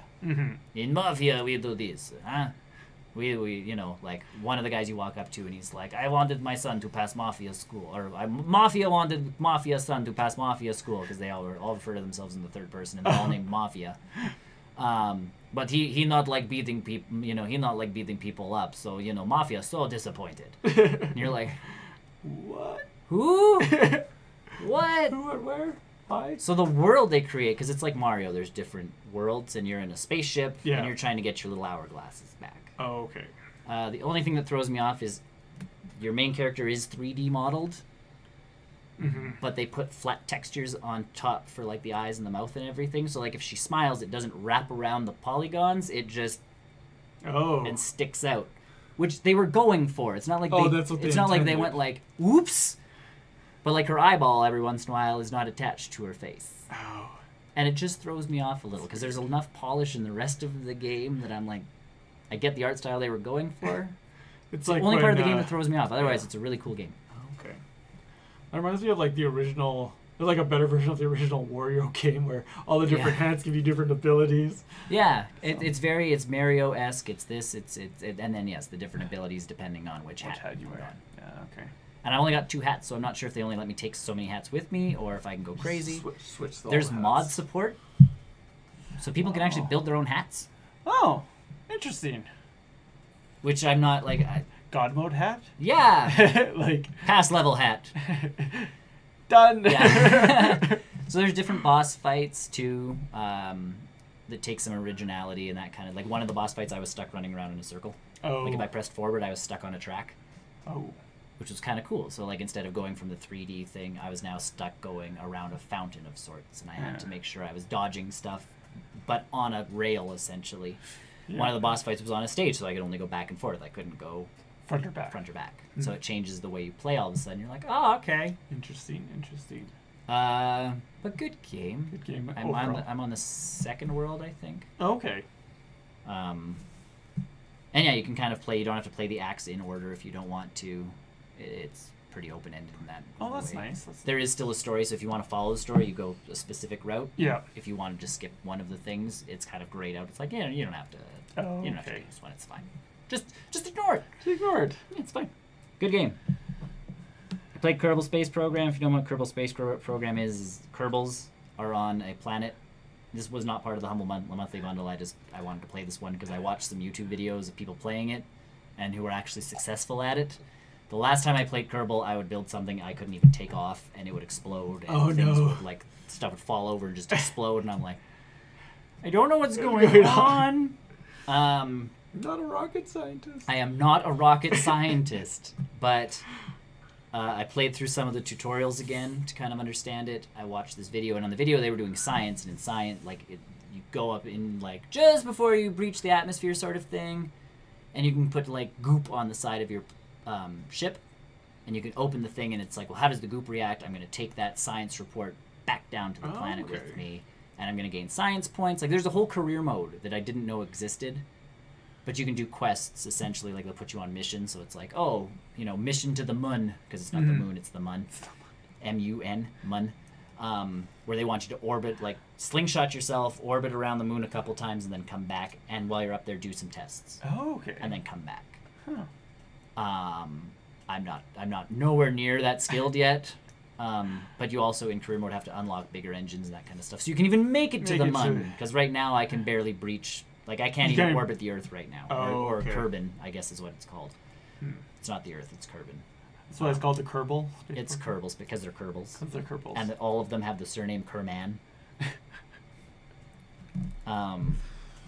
Very cool game, very technical with like the angles and the you know, how much fuel do you have, what speed you come down at, because if your parachute is, you know, it has to open at a specific time to make sure you actually stop and don't careen into the ground. Good physics engine then? Oh yeah. Yeah. Yeah. Very realistic. Pretty realistic. And I mean, again, like they're little green men inside of a space thing. They're excited when things explode. Oh, so maybe you're doing what you're supposed to. I was before, yeah. But you can actually, like, you see the cockpit view, so if they're going really fast, you see them like, this is amazing. You can later put more than one Kerbal into the spaceship, so you can actually send stuff up. Send multiple people. Yeah. You can build planes. Yeah. There's a plane building, like there's a rocket building section and a plane building section, but there's no tutorial for the plane building section. So I have a lot of missions that are like, oh, like, go into this part of the thing, fly over to here, and take some samples. And it's like, I don't know how to do that. Like, I can build a plane. That flies. Sure. And again... the Wright brothers. Like, well, and that's my shtick is, like... And it's not like the Wright brothers plane. They're giving me jet engines to fly these planes, and it's like, I know a plane needs, like, wings. I know it needs an aerodynamic body. I know it needs like the fin and the like. I know it needs all these pieces. It's putting them all together with these parts that make it work that I'm not good at. Like I can build a paper airplane and know that if I like flip these two things and throw it, it's gonna take a turn. A turn, yeah. I can do that, but now you're asking me to add wheels and this and that and everything, and I'm like and jet engines. That's the big piece. Boom! Yeah. Well, yeah, because if you put one thing on wrong... Yeah, it's not gonna... Yeah. Or if the weight's not good enough or balanced enough. Or I never thought about that. And that's the thing with my spaceships is they even tell you in the tutorial, like, when you put the goop on your spaceship, you have to put 2. Or it's otherwise you're... Yeah. You always have to put 2 or 4, like, everything has to be even. So Kerbal's it's a very research-intensive game because you actually have to look into... trial and error. Yes, and in the tutorials, you really got to pay attention. It's not like It's not like, okay, shoot rocket into space, adjust this, and I'll hit the moon. It's legitimately like, if you're off on a calculation and you don't hit the thrusters at the right time, one, you've overshot the moon. Yeah. And now you're Two, there's no way back. Yeah. Like, you can restart the mission and stuff, but there's no way to actually come How back. far into space can you go? Quite far, I believe. Will you eventually go to what is Mars? I don't know. There's the Mun, and then there's like Alpha 2 or something. So like Kerbin has 2 moons. Okay. You can spacewalk. I think you can land on the moon. Yeah. Like, there's stuff to do. I just have to get there. Really get into it, and I don't want to really get into it because it's taking way too much research to even like get up into the upper atmosphere. Yeah. Like orbiting the Earth, I think is going to be quite difficult for me. So we'll see. Either way, back to my monthly games. Right. Sorry. That's fine. I was just kind of going down my list and kind of forgot. Kona is one. I have 4 gameplay videos up right now. Oh yes. I've hit less of a snag. I thought I hit a snag. I was getting kind of discouraged. Yeah. Because there was one point where, like, I found a shed, and I couldn't get in the shed because the shed was locked. But next to the shed was a little hole, and in the hole there was something that was glittering, and I'm like, oh, key for the shed. Ah. And the cool part about the game is most of the time, if you know what you're doing, like if your character knows what he's doing, it goes and it shows a little symbol. Well, the symbol was a magnet attached to a string. Oh. Well, in the house there's a string, but there's no magnet. So I'm like, okay, once I find a magnet, I can attach it to the string, and I can get the key, and I can get into the garage, and in the garage will be whatever something to help me proceed forward. I finally got the magnet. Got the string at a different house, like completely different thing. Found a different hole, got a thing out of that hole. Okay, wasn't any of the things I needed. Oh. Went back to that shed in my last playthrough, got the shed key, opened it, nothing in the shed that was of any use whatsoever, and I'm like there was items, there was just nothing useful. Useful. That would drive me nuts. And I'm like, oh, okay. So I kind of got discouraged, and then I took a trip because you're in your car again in this backwoods kind of in Quebec village, I guess I would say, even in Quebec, because there's only so many houses. It's a lake town. Okay. Like it's a cabin town. It's not a busy place. No, there's a mining company there. There's some kind of like it's a big forest essentially. Yeah. There's a forest. There's some hunting cabins, and then there's like the few people that lived there. And so I'm like, and then up the map is the guy who you were working for that you find out is dead at the very beginning of the game. So that's not even a spoiler. Like, the guy you were employed by is dead, and now you're trying to solve the murder. So I'm like, oh, I'm going to go to his house. So I went up the road, and the road is blocked, and I'm like... And I don't really want to go too far because I don't have a snowsuit yet. And I'm trying to get the snowsuit, but I went into this one thing, and if you find certain things, you kind of have these weird visions. Yeah. And I found one of the visions, and I found out that there's kind of 4 of these visions I have to see, and I've only seen 2. Ooh. And I'm like, okay. So now I've kind of got another lead again. So I kind of got discouraged to the point where I'm like, I'm just going to do this one thing, and we're going to see what happens. Yeah. And then I'm like, wait a tick. Like, I've got to find 4 of these things, essentially. This makes a little bit more sense. Yeah. Okay. Is that for the whole game? Or is that like is this a pretty small, short, quick game? I don't know. Oh. I've put now 4 hours in. Yeah. More than 4 hours, because some of my videos are longer than an hour. Oh, right. And I feel like I'm close-ish, but I also feel like they could throw another twist in at me at some point and go a completely different direction with it. So I'm not sure, which is good. And again, we got this game as a $12 bundle. Yeah. It's on the Switch. Really? Yes. Oh. It released on the Switch. I looked it up yesterday. I was on the Switch eShop, and I'm like, I wonder, because it wouldn't be a bad game to have portable. It's $24 on the Switch, though. Oh, yeah. Twice the amount we paid for the bundle. Right. And my shtick is, at this point, I'm already so far into it in the PC version, it's not like the game changes. Yeah. I mean, I could speedrun it if I wanted to. I feel like it's a game where it's nice to take in everything. It is. It's one of those games where you're like, okay, I'm going to go do this, I'm going to go do this, and like, what if I go back here and try this? Like, I'll go back and see about, like, this place. And you kind of retrace your steps, and all of a sudden, like, I did. I found something in the woods after this revelation, I'm like, I followed another thing and I found a thing in the woods, and it led me to another thing, and I'm like, score. So it's kind of like, and then you have a journal where the mystery is kind of, if you read it, is solving itself little bit by little bit. Yeah. I do have to find out how to make moonshine, because the only other character in this game so far is the old lumberjack man with the hat and the belt. Like he'll make moonshine. Very, very French, but to help you out, he'll give you his winter coat because he has an extra. Yeah. But he wants, I forgot what he calls it now, caribou, and it's a type of moonshine. I found out where I can make moonshine.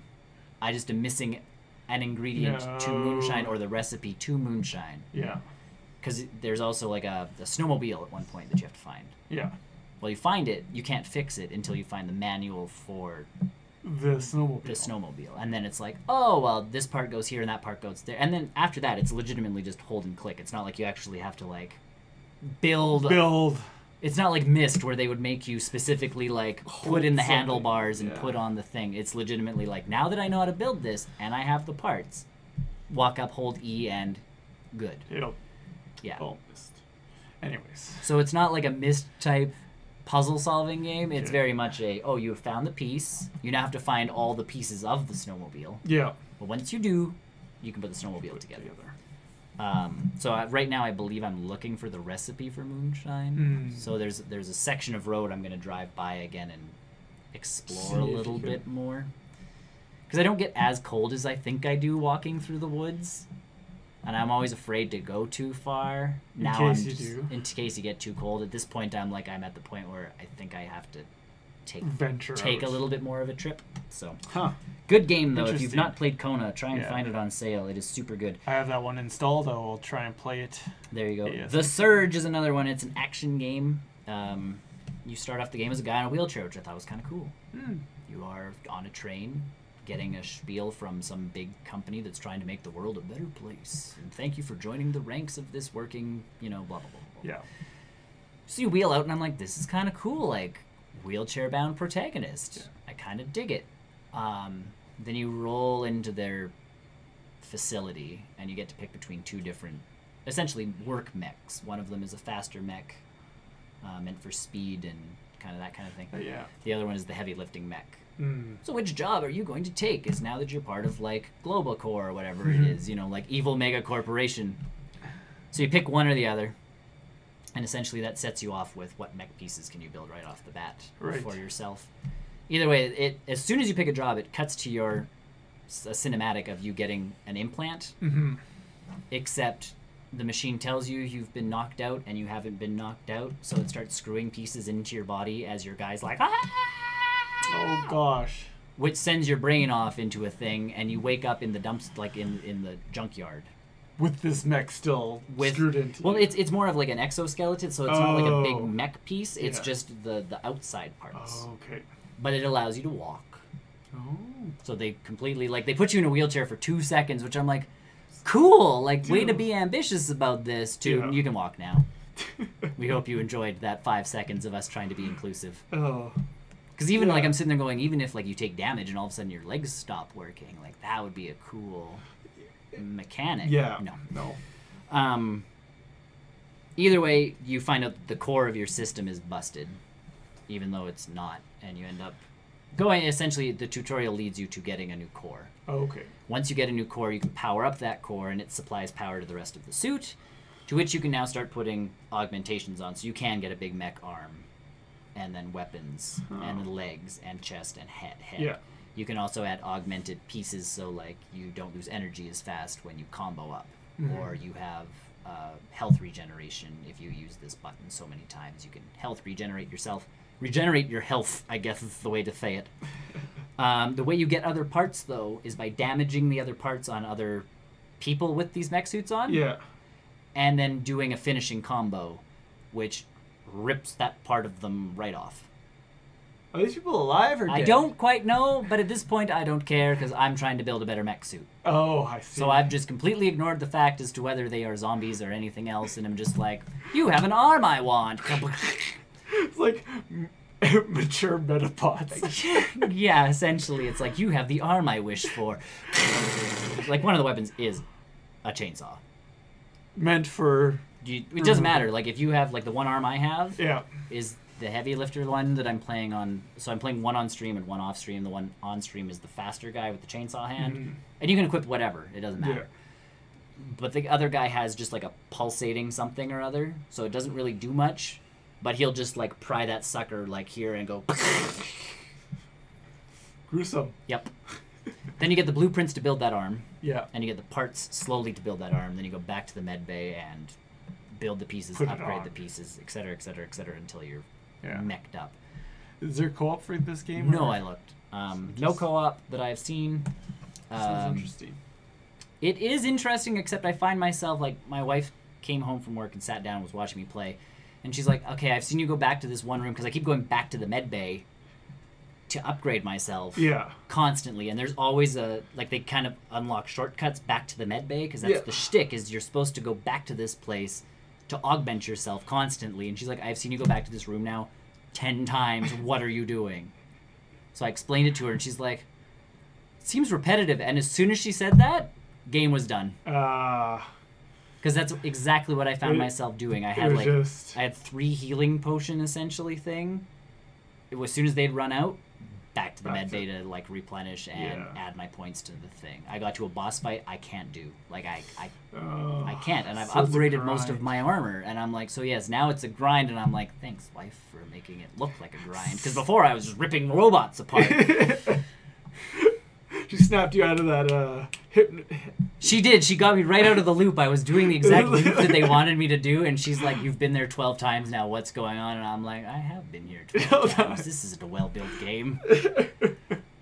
Essentially, to beat the boss, though, I feel like I have to augment my power core so that I can add extra more powerful healing stuff to myself. Because I can kind of get hits in, but as soon as it hits me, like I'm down a third of my health. So it hits me 3 times and I'm dead. Oh. And I can't upgrade my armor anymore because there's no one with better armor. Like I need to unlock Alloy Mark II. Well, anything I fight is Alloy Mark 1. Yeah. And to get further, I have to beat this boss now. That you can't beat. So I don't know what to do. I'm kind of stuck. So I'm gonna keep playing on the stream and see if it takes me in a different direction. Yeah. But I don't know. Yeah. Good game? Was good? Is less good? Till you found out it was. If I can beat this running boss, you in circles like if a I can hamster. beat this boss, maybe it'll get better. I don't know. When a game starts running you around like a hamster in a hamster wheel, then I start to get concerned, though. Right, and this is only the first part of the game. Like I'm supposed to escape the junkyard, make it out to out of the factory, and proceed further. So I feel like there's more to this game. It's just not showing itself. A shot too. It's part of that humble bundle that we got in August. Yeah. I bought a couple games. Poly Universe. You crash land on a planet, and you must populate it and use its resources. Populate it? You build houses, and the more houses you build, the more births there are. Oh, okay. The cool part is it doesn't overbuild their population, so it's not like if you have enough room for 50 people, there's like 100 people that end up being born. Yeah. It knows. It people stop procreating when there's no houses left. Makes sense. Because each planet you go to has a finite amount of resources. Oh, okay. Yeah, you can grow like a tree farm. Mm-hmm. And you can grow a regular farm for food and all this stuff. And then every once in a while, trolls from space attack. So you have to defend yourself as well. Oh, okay, so you need people to be defenders? So you can build forts that shoot, but you can also build like a weapons facility that passes out weapons to people. Oh. You can give people specific jobs. But essentially what the whole thing is about balance. You're supposed to get the resources, use the resources to build the things you need to build, make sure everybody's fed, make sure there's enough power, but there's only so much coal available on each planet. So like you can't keep these places running forever, but if you reach a certain population, you can start building wind turbines instead to use like. Then the big piece is you can go to different planets. Oh. And then kind of... And do it again, but then start building trade routes between planets. So that they get the different resources. Okay. So you can pretty much turn one planet into an industrial planet without, any of the other like amenities, as it were. and they'll mine coal and iron and all of that stuff and then fly it to the places where you're like, oh, this is more of the residential planet where people will live and farm and build food to take to this planet. Yeah. The first time I played, I got attacked the third time by trolls, and they kind of do it this way on purpose. If you don't build your planet properly, your first one, the third attack wipes you out. Oh. Like, my planet was empty. Like, devoid of life. One kind of thing. And you just restart. You can go back to that planet, apparently, at some point. Like, it generates these planets, and there's a code for that planet, so technically we could multiplayer-ish type stuff. Like, you could visit the planet. Oh, so there's a multiplayer, like, if I make this... I don't know. There's a code for the planet. Like, I think you can visit my planets. Oh, but I don't know. Oh. Like, it's unclear at this time. Either way, the second playthrough, I built smarter, did more of just, like, I was ready for the defense of the trolls. Yeah. I made sure I had food for all my guys. I made sure I had energy, but I wasn't really focused on much else. Yeah. Until I made sure I had, like, the basis down. Like, before you're just building everything. Yeah. So you're like, oh, no, yeah, we need coal, we need iron, we need this, we need that. I wasn't building it until I strictly needed it. Oh, okay. Like, before, I'm like, oh, if I need... like, at some point, I'll need steel. I should build a foundry that turns coal and iron into steel. But then the power plant's like, we also need coal. And the workstation and the weapon station were like, we also need iron. Like, squeeze me. And then I had no one farming, so I wasn't really getting much food. And no one fishing, so I didn't have much food coming in. So then my people are like, we're gonna starve soon. And I'm like, I don't know what you people want. Stop bugging me. This time I played through and it was finally like, okay, now it's time to build a spaceship. Yeah. Go to another planet. So. Build the resources there that you can and then all of a sudden it's like, it wants me to now go to a third planet. Yeah. Before I even go back to the other planet and then create a trade route between the three. Oh, okay. I don't know how to do that yet. Like, I don't even know how to establish a trade route. I don't know if I have to just keep sending rockets back and forth manually or if it'll do it on its own. Hopefully you don't have to do it manually. I know. That would be really... I feel like that's a lot of management for this kind of game. Like, it'd be nice if it'd be like, oh, you're going to send back these resources, like, whatever resources people need, just make sure that everybody's getting, and, spaceships can go back and forth. So, it's an interesting game. It's still an alpha. Okay. It's an early access type thing, so it's not done yet. Interesting game if you're into management type games. Yeah. That kind of shtick. And then the last game I've been playing more of on my Switch is Crossing Souls. It is a Stranger Things-esque type game. In the 80s, so it's like set in the 80s? No, but yes. Like, they make references to movies like Paranormal Activity and that kind of stuff in the jokes they make. But the movies they're picking up are VHS copies of, like Ghostbusters, but it's not Ghostbusters. It's something else. Rambo they're picking up. Terminator they're picking up. Like, they're picking up all of this stuff that is 80s. And the town you're in is fairly 80s. The cinema store and the arcade and the comic book shop and the library and that kind of stuff. But every once in a while they throw out a reference and I'm like, that's not from the 80s. But that's from like the 2000s. Yeah. Like, what? So they kind of mix and match, and it works out. But the whole point to the game, I thought it was more Paranormal Activity. What ends up happening is you find this thing called a duat, and it allows you to see into the world of ghosts. Interesting. So you see Luigi. So you get to see Luigi. And what ends up happening is there's this government, not even government organization, but evil organization that is after this duat because they want to start the one-day war. Because they know if they have all the ghosts on their side, they can take over the world in one day. So they are sending a bevy of cartoony bad guys after you. Like, there's the big macho military guy. Yeah. And then there's the guy with the mustache who's more of the con artist than anything else. And, like, even the big bad guy, like, that you keep seeing is very cartoony with, like, the general hat and, like, the whole thing. Like, he looks like Bison or whatever from... Street Fighter. He's got the whole, the look and feel to it. Okay. And he's willing to, like, kill anybody who does something bad. He'll kill. Like, it's a pretty brutal game in that aspect, but it is a pixelated art thing. So, yeah. So it all meshes up. But then there's animated films in between that are VHS quality, but they're animated. So, like, you end up actually running away from the one guy, and he tries running you down with his car, but it's you like and your friends on your bikes, and you escape. Yeah. And it shows you this thing, and he chases you down in a cop car, and then it goes to a bike riding level that is strictly just this one piece of the level where you have to zigzag around stuff. Where I just got to, one of my guys just got shot. So you switch between 4 characters by pressing the one button, and each character does something different. Yeah. So one can climb, one can shoot, one can hover, because he's a scientist, so he has hover boots. Yeah. The girl can like slingshot herself across chasms because she has a skipping rope that she. Very nice skipping rope. And then Biggie is the bigger kid who can move stuff. Oh, well, okay. Biggie just got shot. Spoilers. He's not dead. We patched him up, but he now moves incredibly slow. Oh. So whenever I need to use Biggie now, like he's. It's like. And I'm like, so I use one of the other characters, get to where I need to, switch to Biggie, do the thing, switch back. Yeah. You also have a 5th character that I don't really want to spoil. Okay. But they use the Ghost World thing quite well. So like you can use it. You have to fight bad guys in the Ghost World. You can't fight them in the regular world. But you're trying to solve problems with outside of the Ghost World at the same time.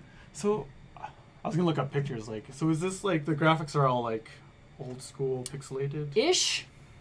I'll show you after. Okay. Because it's one of the, like if you see it, you'll be like, oh, This like it's sounds pixelated, but it's a fresh take on it. Like it's not like they did. It's not Mario. Right. It is not that pixel. It is beyond that where they've. Sorry. That's okay. They've taken pixel art and done a good job of it. Like it fits the game. It looks good. It looks fresh. That kind of stuff. So it's an interesting game. Sounds like a really interesting. But it took a very big twist from where I thought it was going. Like I thought it was very much more Stranger Things, and it is taken a different twist with this whole like dark world thing that I can access because, and again, that 80s piece where the scientist friend puts the doo-wop into a Walkman. So when you press play on the Walkman, you transfer into so you can see the ghost world. Oh, like good old Walkmans. Well, but that's the thing is like they're making references to certain movies and stuff that are current. Yeah. Every once in a while, and then all of a sudden it's like he's using a Walkman to teleport himself into the ghost world, and you're like, okay. Interesting. But yeah, it's definitely there's puzzles and that kind of stuff that you can only finish some puzzles in the ghost world. Yeah. Outside the ghost world. But like these bad guys have taken over my town essentially at this point too. Like they pretended to be the cops and came in and quarantined the town and all of this stuff, and you're like, what? Like it's a dark game, but at the same time kind of light. Like your character's got blue hair. Like he's very much like, woo, what up? So yeah, it's interesting. It's one of those ones where it'll be interesting to see where it takes me. Cool. Other than that, I tried Dragon Ball Z Fighters on the Switch. That's briefly. now online. It's the beta, so they're testing online. You can test it out. Good luck. I'm probably gonna go home and try it out and get my butt kicked. The practice stuff is cool. Like the practice stuff is all single player. Yeah. They let you practice all the moves. Oh, okay. Like the cancels and the this and that. And of course it's very like, Tien will just come at you kicking because they want you to practice like recovery. So he'll just come at you kicking, you get hit, you recover, and then you beat him up and finish the level. It's like, I can do this. This is good. But I get online and I'm clearly fighting people who have already played Dragon Ball Fighters or Fighter Z and know what's going on. I do not. But the bevy of characters you get to pick from is pretty cool so far. I saw they were a very large variety. Large variety of characters. There's DLC the characters that are already out for the other like systems and stuff. Oh, okay. So they just released, I think, on everything else, Son Goku. Just Goku. Not Goku. Super Saiyan Goku, not Super Saiyan God Goku, just Goku. Oh, he's not in it as just a... Nope. If you pick Goku, you get Super Saiyan Goku. Oh, okay. And his like quarter circle, like back quarter circle power move. Yeah. And that's the cool thing about the game. The moves are really cool. Like if you want to do Gohan's Kamehameha, like the super powerful one, it's just the backwards quarter circle and R. Oh. And that's not the simple moves turned off. Like you can actually turn on simple maneuvers, and I think all you do is hold that button and he shoots it off. Yeah. Huh. So it's a fairly basic like bloop bloop and super. I guess they've left from like how you would in the old Dragon Ball Fighters. Yeah. You go in and you would charge up to Super Saiyan, then Yes. charge up to like. Yeah, you don't do that in this game. You can still charge up your ki. Yeah. But you don't. It's just to pull off key moves like key blasts and Yeah. stuff, like Destructo Discs and that kind of stuff. Yeah.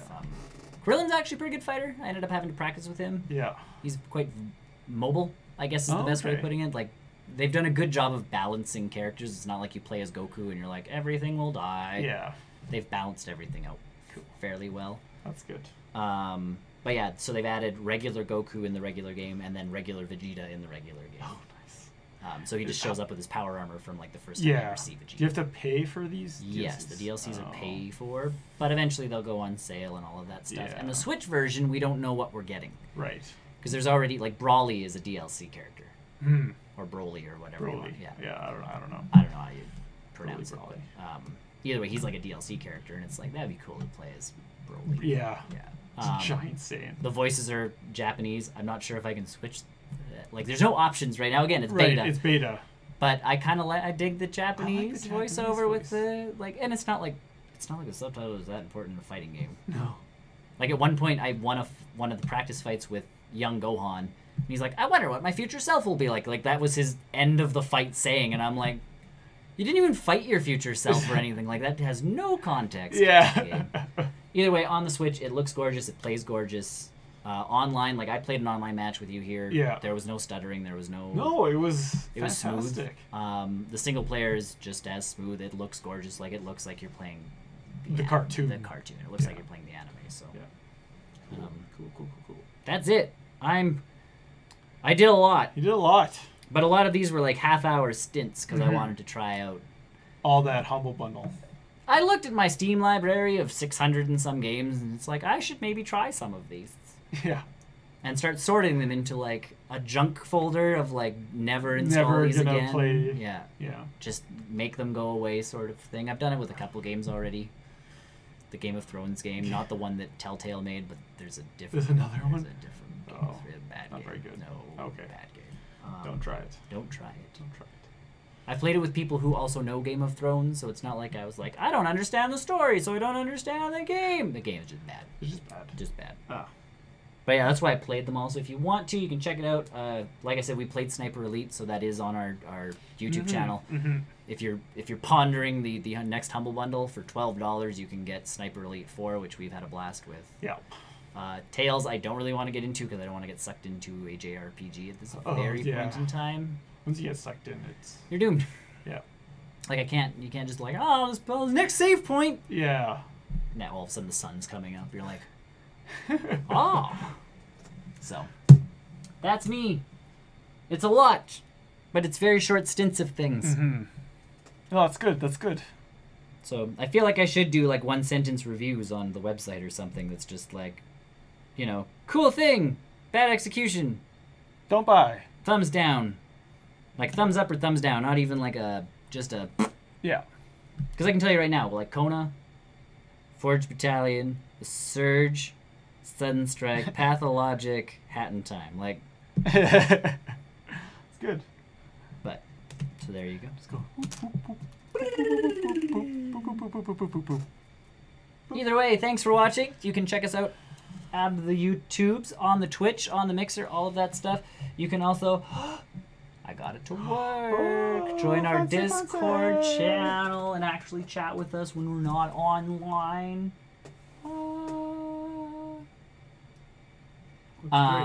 Thanks.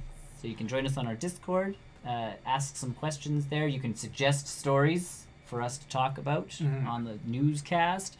You can ask us questions. We did have a question about Overwatch League. Overwatch, and we are not Overwatch. We do not play Overwatch. We used to. Tony still, I think, every once in a while, sometimes thinks about it. Mm-hmm. But I definitely, that's not one of those things I watch online. No. It's too loud. I don't know what it is. Like, I watch a hockey game, and when something happens, the announcers are like, "He scores!" And you're like, "Yeah." I feel like Overwatch is always at that, like, a lot of those... they're here all the time, and it's like, I don't need this. Yeah. any of the like, oh, they're making a play towards the thing. Like I think if the commentary was a little bit better, calmer. Yeah. But I'm old, and apparently my opinion is not the popular one. So they want full volume all the time. Yeah, like So yeah. Other than that, if you like what you saw today and all that stuff, please subscribe. Look at that, it worked. Looks great. So great. Thanks. Totally found those online. Just changed them to fit our needs. Other than that, though, if you like what you saw, please like, subscribe, share with your friends. It's the best thing you can do for us. People always ask what you can do. You can always do that kind of stuff. If you do want to donate, there is a link to our support page on Streamlabs. You can also visit our website at barrelrollnews.com to see all the social media stuff that we do, so you can keep in touch with us in all of those ways: Twitter and Instagram and Facebook and Discord and Steam and Reddit, I think, is all the different ways you can get in contact with us. So other than that, thanks for watching, everybody. We'll see you next week. Bye.